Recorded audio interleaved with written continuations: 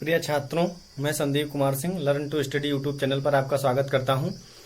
Class 10th NCERT mathematics में हम लोग एक्सरसाइज 1.2 पढ़ चुके हैं। आज हम लोगों को एक्सरसाइज 1.3 पढ़ना है। पहले हम लोग क्लास 9th में ये पढ़ चुके हैं कि यदि किसी संख्या का दशमलव प्रसार अशांत और अनावर्ती हो, यदि किसी संख्या का दशमलव प्रसार अशांत और अनावर्ती हो तो वह संख्या अपरिमेय संख्या कहलाती है। या यदि कोई अभाज्य संख्या दी गई है और उस अभाज्य संख्या पर स्क्वायर रूट लगा हुआ है तो वो संख्या क्या हो जाएगी? आपकी अपरिमेय संख्या हो जाएगी। तो इस चैप्टर में एक्सरसाइज 1.3 में हम लोगों को अभाज्य संख्याओं को, मतलब ये अपरिमेय संख्याओं को प्रूफ कैसे करें, ये हमको दिखाना है। 1.3 स्टार्ट करने से पहले हम लोग ये समझ लेते हैं कि अभाज्य संख्याएं क्या होती हैं। देखिए, अभाज्य संख्याएं वे संख्याएं होती हैं जिन संख्याओं का केवल और केवल दो फैक्टर हो, या तो एक या वो संख्याएं स्वयं। जैसे मान लीजिए 2 लिखा हुआ है तो इसके केवल 2 गुणनखंड हो सकते हैं, या तो 1 होगा या तो स्वयं ये संख्या होगी।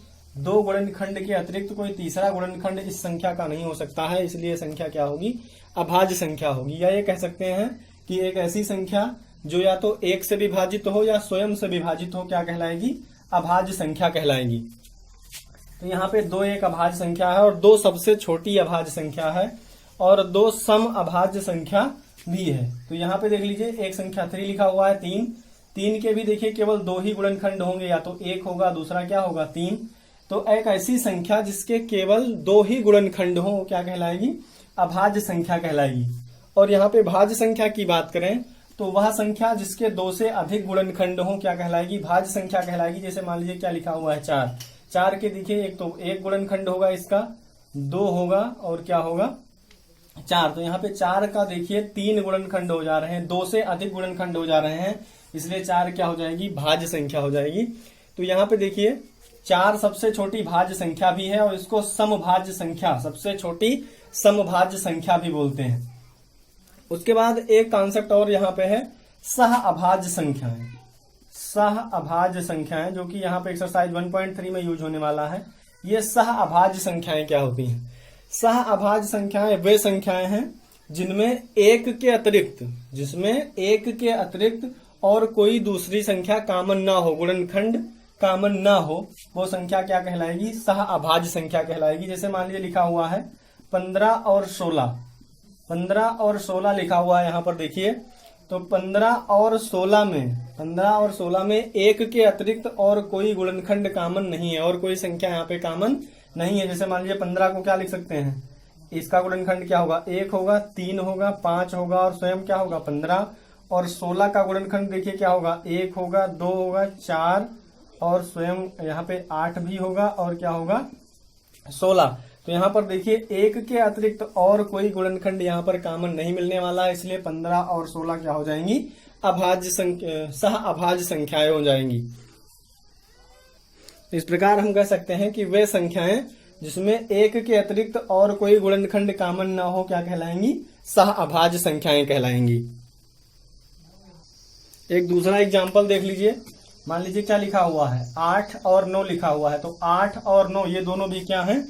सह अभाज्य संख्याएं हैं, क्योंकि 8 देखिए 8 और 9 1 के अतिरिक्त और किसी संख्या से विभाजित नहीं होगा। तो यहाँ पे 8 और 9 जो है ये भी क्या है? परस्पर सह अभाज्य संख्याएं हैं। यहाँ पे देखिए एक्सरसाइज 1.3 क्वेश्चन नंबर 1 क्या दिया गया है? सिद्ध कीजिए कि √5 एक अपरिमेय संख्या है। √5 को दिखाना है कि ये एक अपरिमेय संख्या है। तो अगर किसी संख्या को अपरिमेय संख्या दिखाना है तो यहाँ पे हम लोग देखिए क्या काम करेंगे? विरोधाभास विधि का प्रयोग करेंगे। ये विरोधाभास विधि क्या होती है? कंट्राडिक्शन मेथड क्या होता है? देखिए सबसे पहले तो हम ये मान लेंगे, यहाँ पे जो प्रूफ करना है इसका उल्टा मान लेंगे। दिखाना है कि √5 एक अपरिमेय संख्या है, तो इसका उल्टा मान लेंगे कि √5 एक क्या है? परिमेय संख्या है। इसका उल्टा, अपरिमेय संख्या का उल्टा क्या होगा? परिमेय संख्या। तो हम ये मान लेंगे कि √5 एक परिमेय संख्या है। उसके बाद कुछ मैथमेटिकल रूल अप्लाई करेंगे और उस रूल से ये निकल के आएगा कि हमने जो माना है वो क्या है? गलत है। ये √5 क्या है? परिमेय नहीं, अपरिमेय संख्या है। तो चलिए देखते हैं विरोधाभास विधि से इसको कैसे प्रूव करते हैं। तो सबसे पहले हम इसको क्या मानेंगे? यहाँ पे देखिए मान लेंगे कि √5 एक क्या है?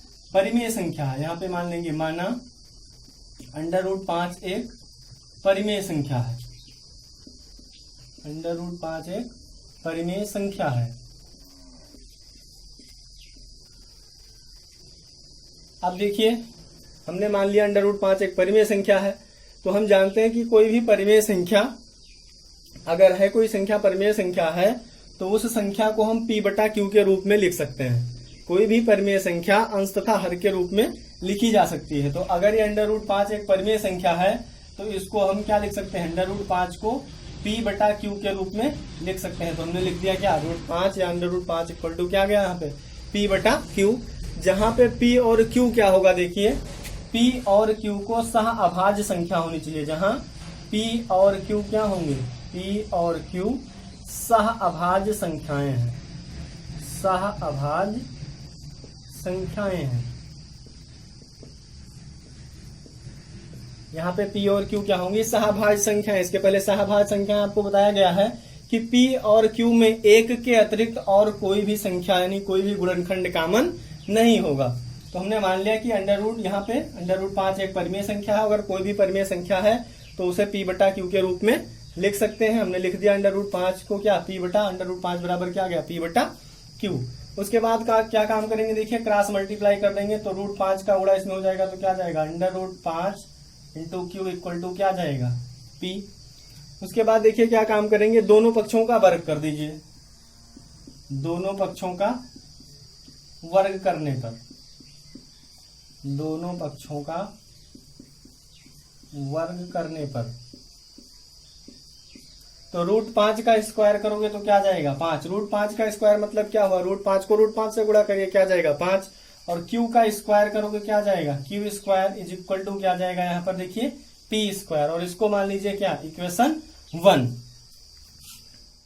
q स्क्वायर इक्वल टू क्या लिख सकते हैं, देखिए q स्क्वायर इक्वल टू आ जाएगा p²/5। इसका मतलब क्या हुआ, देखिए q स्क्वायर इक्वल टू आ गया p²/5, 5 डिवाइड में आ जाएगा, यहाँ से मिल जाएगा q square equal to p²/5। इसका मतलब क्या हुआ, देखिए 8/4 लिखा हो, 8/4 इक्वल टू देखिए क्या जाएगा 2। इसका मतलब क्या हुआ कि यहाँ से 4 एकम 4, 4 दूनी 8, मतलब क्या हुआ, 8 को 4 से भाग दे रहे हैं, 8 को 4 से भाग दे रहे हैं, तो हमको भागफल कितना आ रहा है, 2। क्या मिल रहा है यहाँ पे, भागफल 2। तो यहाँ पे देखिए सेम टाइप लिखा हुआ है क्या, p²/5 equal to q square लिखा हुआ है। इसका मतलब क्या हुआ कि p स्क्वायर को 5 से भाग दे रहे हैं, p स्क्वायर को 5 से डिवाइड कर रहे हैं, तो हमको क्या मिल रहा है, q स्क्वायर। इसका मतलब क्या हुआ कि p स्क्वायर 5 से विभाजित है पूर्णतया। p²/5 equal to q square मिलने का मतलब क्या हुआ, देखिए 8/4 इक्वल टू 2 दिया गया है। इसका मतलब क्या हुआ, 8 4 से पूर्णतया विभाजित है, और विभाजित होने के बाद क्या मिलता है हमको, 2। तो ऐसे यहाँ पे p²/5 का मतलब क्या हुआ कि p स्क्वायर 5 से क्या हो रहा है, विभाजित हो रहा है। तो यहाँ पे क्या लिख सकते हैं, देखिए p स्क्वायर 5 से विभाजित है। इसका मतलब क्या हुआ कि p स्क्वायर जो है वो 5 से विभाजित है। और अगर p स्क्वायर 5 से विभाजित है, देखिए अगर p स्क्वायर 5 से विभाजित है तो थ्योरम याद करिए, इसके पहले वाले वीडियो में हमने आपको प्रमेय बताया था कि अगर p स्क्वायर 5 से विभाजित है, अगर p स्क्वायर 5 से विभाजित है तो p भी 5 से क्या होगा, p भी 5 से विभाजित होगा, p भी 5 से विभाजित होगा। देखिए अगर p स्क्वायर 5 से विभाजित है तो p भी 5 से क्या होगा, विभाजित होगा। हमने बताया था कि अगर p स्क्वायर किसी संख्या a से क्या है, विभाजित है, p स्क्वायर अगर a से विभाजित है तो p भी a से क्या होगा, विभाजित होगा। तो यहाँ पे प्रमेय से हमने लिख दिया, देखिए कि अगर p स्क्वायर 5 से विभाजित है तो p भी क्या होगा, 5 से विभाजित होगा। अब यहाँ पे देखिए अगर p 5 से विभाजित होगा तो इसका मतलब क्या हुआ, इसका मतलब क्या हुआ कि p को 5 से भाग देंगे। अगर p 5 से विभाजित है तो इसका मतलब क्या हुआ कि p को 5 से भाग देंगे। तो अगर p को 5 से भाग देंगे तो भागफल यहाँ पे मान लीजिए कुछ मिल जाएगा, क्या, c मिल जाएगा। देखिए मान लीजिए कि 10 लिखा हुआ है, 10 अगर 5 से विभाजित है, अगर 10 5 से विभाजित है तो क्या मिलेगा, देखिए 5 एकम 5, 5 दूनी 10, हमको भागफल क्या मिल जाएगा, 2। ऐसे p अगर 5 से विभाजित है, p अगर 5 से विभाजित है तो p/5 हमने लिख दिया, p/5। और वहां पे हमने एक कांस्टेंट को ही मान लिया कि जब p को 5 से भाग देंगे तो हमको क्या मिल जाएगा, c मिलेगा। अब यहाँ पे देखिए अगर इसको लिखना चाहें तो क्या लिख सकते हैं, P इक्वल टू क्या लिख सकते हैं 5C, P इक्वल टू क्या लिख सकते हैं 5C। इसको मान लीजिए क्या इक्वेशन सेकंड। समीकरण 1 में हमको क्या मिला देखिए 5Q² इक्वल टू P², और समीकरण 2 में क्या मिलेगा P इक्वल टू 5C। समीकरण 2 से P का मान समीकरण 1 में रख दीजिए, समीकरण 2 से P का मान समीकरण 1 में रखने पर क्या मिल जाएगा देखिए 5Q² equal to 5Q² equal to देखिए P² दिया गया है और P की वैल्यू है 5C, तो क्या जाएगा ये 5C का होल स्क्वायर। तो यहां से देखिए क्या लिख सकते हैं 5Q² इक्वल टू 5C का स्क्वायर कराओगे क्या जाएगा 25 25C²। उसके बाद देखिए ये 5 से 5 एकम 5 तो 25 कट जाएगा, तो यहां से क्या मिल जाएगा Q² इक्वल टू देखिए क्या जाएगा 5C²। और उसके बाद यहां से देखिए इस 5 को इसके नीचे डिवाइड में ले आइए तो क्या जाएगा देखो Q²/5 इक्वल टू क्या जाएगा C²। Q²/5 इक्वल टू क्या जाएगा C²। यहां पर फिर देखिए क्या कंडीशन बन रही है कि Q² को 5 से भाग दे रहे हैं, Q² को 5 से भाग दे रहे हैं तब हमको क्या मिल रहा है C² मिल रहा है। तो जब Q² को 5 से हम भाग दे रहे हैं तो C² हमको भागफल मिल रहा है। इसका मतलब क्या हुआ कि Q² 5 से पूर्णतया विभाजित है। तो यहाँ पे लिख सकते हैं क्या Q² 5 से विभाजित है, Q² 5 से विभाजित है। अब Q² अगर 5 से विभाजित है तो Q भी क्या होगा, Q भी 5 से विभाजित होगा, Q भी 5 से विभाजित होगा। अगर Q² 5 से विभाजित है तो Q भी क्या होगा 5 से विभाजित होगा। इसका मतलब क्या हुआ देखिए P भी 5 से विभाजित है और Q भी 5 से विभाजित है। यहाँ पे देखिए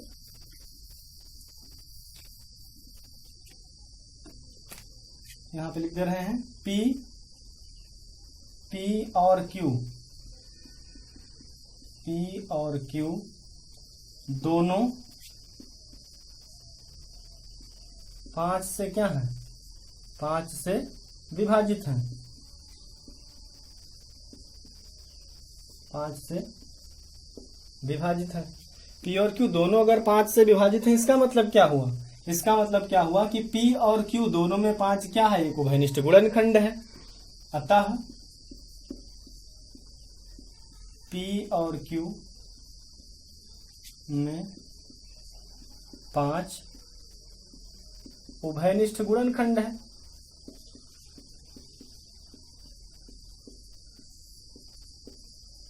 देखिए P और Q अगर दोनों 5 से विभाजित हैं, यहाँ देखिए 8 और 10 हमने लिख दिया। 8 और 10 अगर दोनों 2 से क्या हो रहे हैं विभाजित हो रहे हैं, उसका मतलब क्या हुआ 8 और 10 में 2 क्या हो जाएगा कॉमन हो जाएगा। तो ऐसे यहाँ पे P और Q में देखिए 5 उभयनिष्ठ गुणनखंड है। इसका मतलब क्या हुआ P और Q दोनों 5 से विभाजित है। इसका मतलब क्या हुआ P और Q दोनों में 5 उभयनिष्ठ है। जबकि हमने माना क्या था कि P और Q सह अभाज्य संख्याएं हैं, P और Q सह अभाज्य संख्याएं हैं, तो P और Q में 1 के अतिरिक्त कुछ कॉमन नहीं होना चाहिए था, जो कि विरोधाभास है, जो कि विरोधाभास है कि P और Q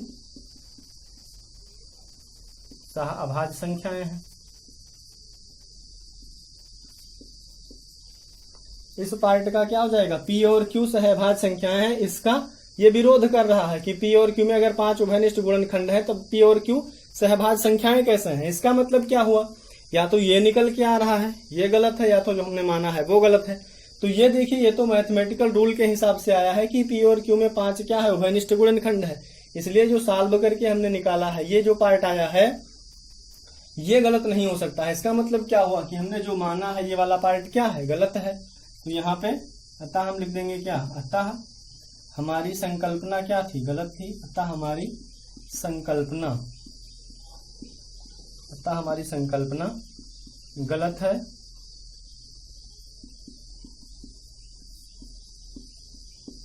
तो यहाँ पे क्या लिखेंगे, √5 एक क्या है, √5 एक अपरिमेय संख्या है, √5 एक अपरिमेय संख्या है।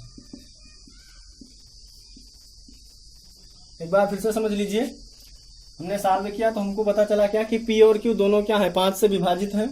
तो P और Q अगर 5 से विभाजित है तो P और Q में 5 क्या हो जाएगा, उभयनिष्ठ गुणनखंड हो जाएगा।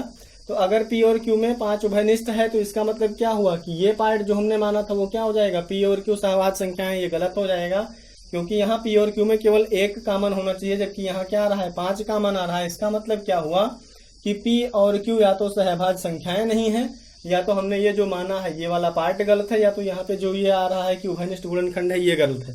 तो यहाँ पे जो हमने माना है वो वाला पार्ट क्या हो जाएगा, गलत हो जाएगा। तो हमारी संकल्पना क्या है, गलत है।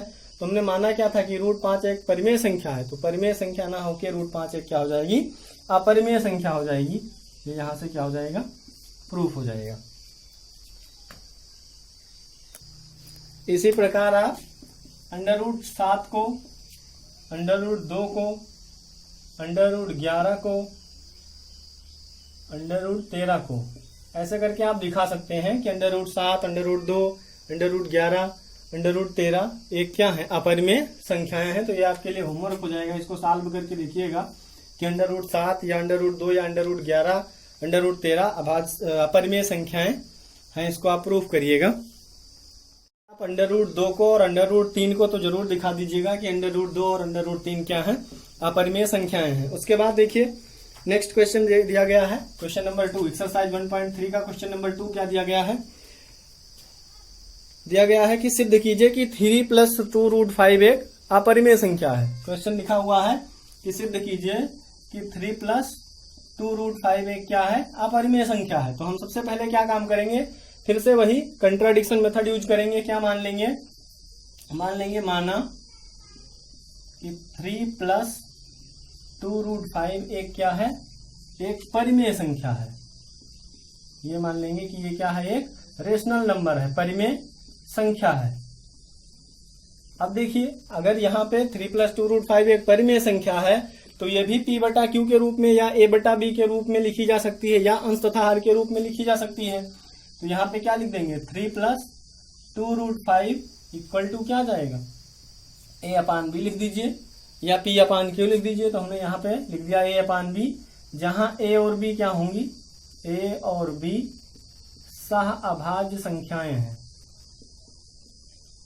सहअभाज्य संख्याएं हैं, A और B सहअभाज्य संख्याएं हैं।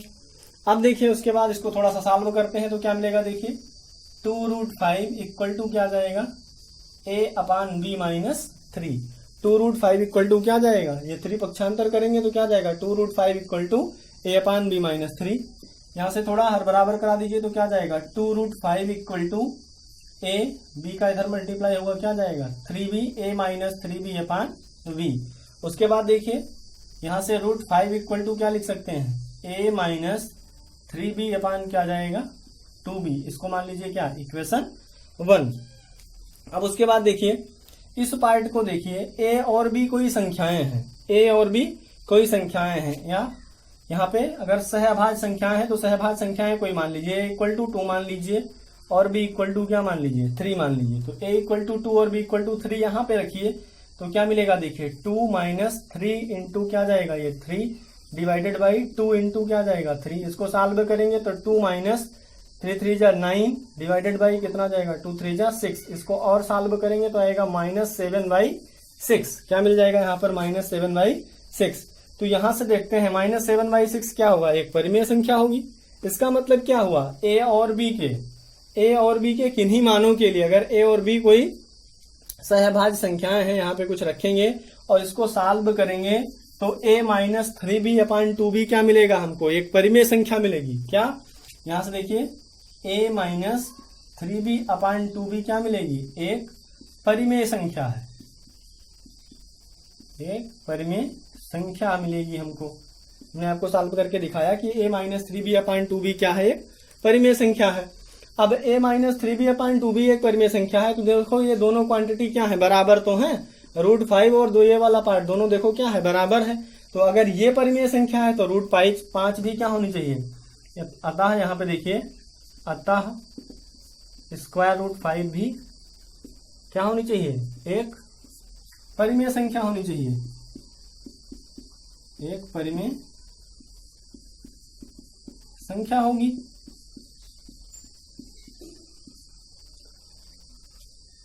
जबकि हम जानते हैं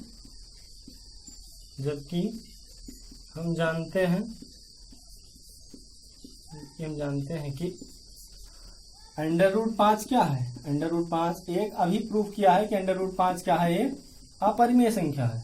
अंडर रूट 5 एक अपरिमेय संख्या है। तो ध्यान दीजिए, या तो ये वाला पार्ट गलत होगा, अंडर रूट 5 एक क्या है, यहां से देखिए कि अंडर रूट 5 एक परिमेय संख्या है, या तो ये वाला पार्ट गलत होगा कि अंडर रूट 5 एक अपरिमेय संख्या है। तो ये वाला पार्ट तो गलत नहीं हो सकता, क्योंकि इसको अभी हमने प्रूफ किया है कि अंडर रूट 5 एक क्या है, अपरिमेय संख्या है। इसका मतलब ये वाला पार्ट गलत हो रहा है, और ये वाला पार्ट कहां से गलत हो रहा है, यहां से हमने जो माना है, यहाँ पे जो हमने संकल्पना की है, जो माना है, वो पार्ट क्या हो रहा है, गलत है। तो अगर ये वाला पार्ट गलत है तो यहाँ पे हम लिख देंगे क्या, अतः हमारी संकल्पना क्या है, अतः हमारी संकल्पना क्या है, गलत है, गलत है। और ये 3 + 2 रूट 5, 3 + 2 रूट 5 एक अपरिमेय संख्या है। 3 + 2 रूट 5 एक क्या है, अपरिमेय संख्या है।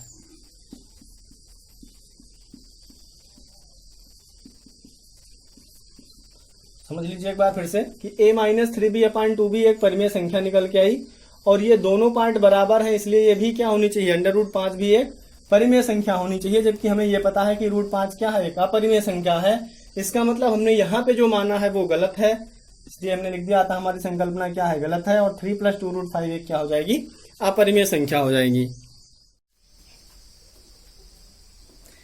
उसके बाद क्वेश्चन नंबर 3 में देखिए, क्वेश्चन 3 दिया गया है, सिद्ध कीजिए कि निम्नलिखित संख्याएं अपरिमेय हैं। तो यहाँ पे पहला क्वेश्चन दिया गया है 1/√2, और दूसरा क्वेश्चन दिया गया है 7√5, और तीसरा क्वेश्चन दिया गया है 6 + √2।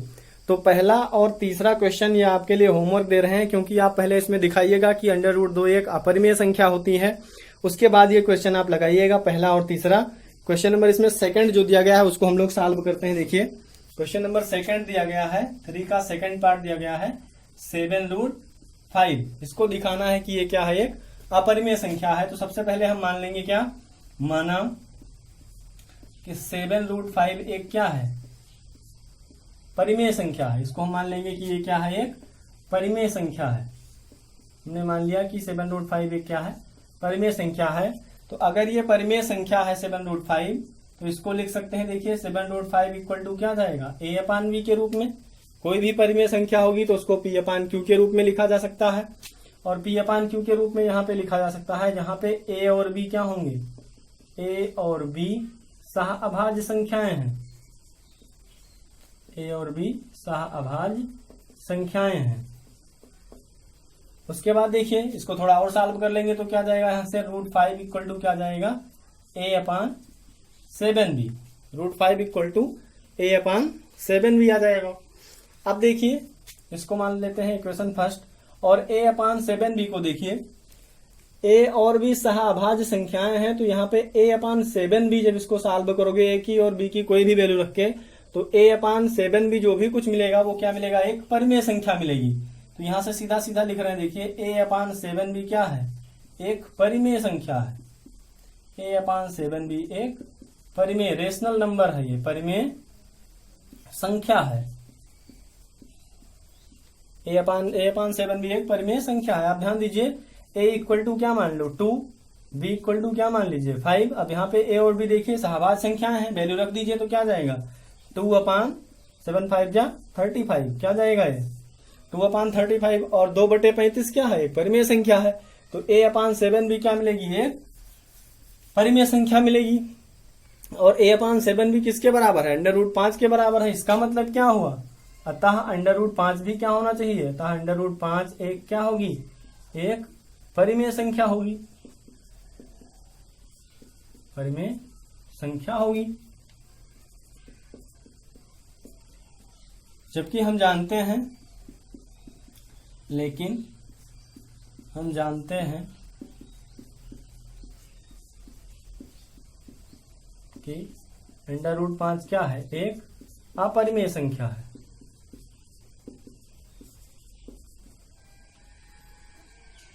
अपरिमेय संख्या है।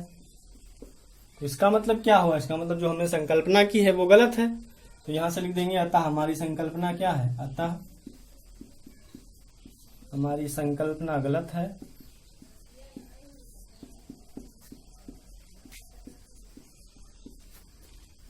(7√5) एक क्या है, 7√5 एक अपरिमेय संख्या है। 7√5 एक अपरिमेय संख्या है।